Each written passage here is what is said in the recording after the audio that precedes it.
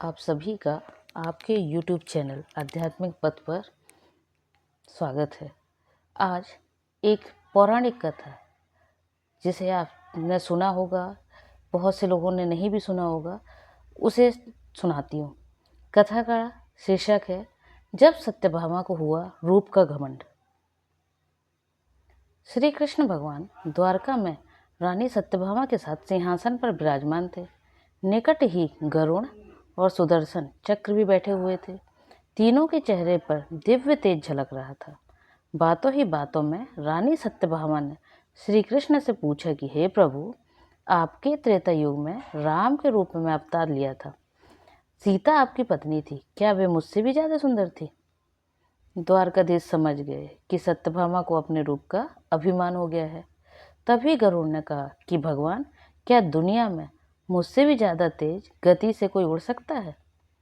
इधर सुदर्शन चक्र ने से भी रहा नहीं गया और वे भी कह उठे कि भगवान, मैंने बड़े बड़े युद्धों में आपकी विजयश्री दिलवाई है, क्या संसार में मुझसे भी शक्तिशाली कोई है?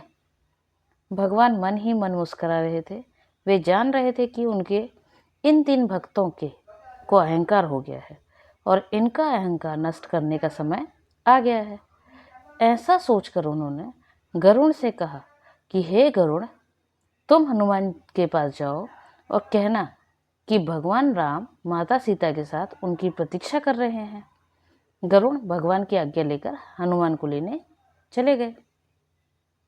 इधर श्री कृष्ण ने सत्यभामा से कहा कि देवी, आप तैयार हो जाओ, और स्वयं द्वारकाधीश ने राम का रूप धारण कर लिया। मधुसूदन ने सुदर्शन चक्र को आज्ञा देते हुए कहा कि तुम महल के प्रवेश द्वार पर पहरा दो और ध्यान रहे कि मेरी आज्ञा के बिना महल में कोई प्रवेश ना करे। भगवान की आज्ञा पाकर चक्र महल में प्रवेश द्वार पर तैनात हो गए।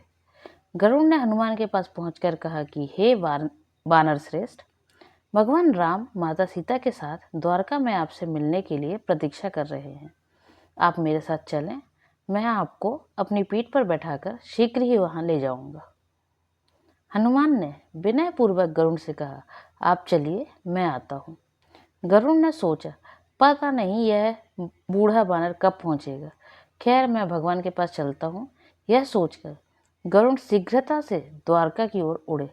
पर यह क्या, महल में पहुंचकर गरुड़ देखते हैं कि हनुमान तो उनसे पहले ही महल में प्रभु के सामने बैठे हैं। गरुड़ का सिर लज्जा से झुक गया। तभी श्री राम ने हनुमान से कहा कि पवन पुत्र, तुम बिना आज्ञा के महल में कैसे प्रवेश कर गए? क्या तुम्हें किसी ने प्रवेश द्वार पर रोका नहीं?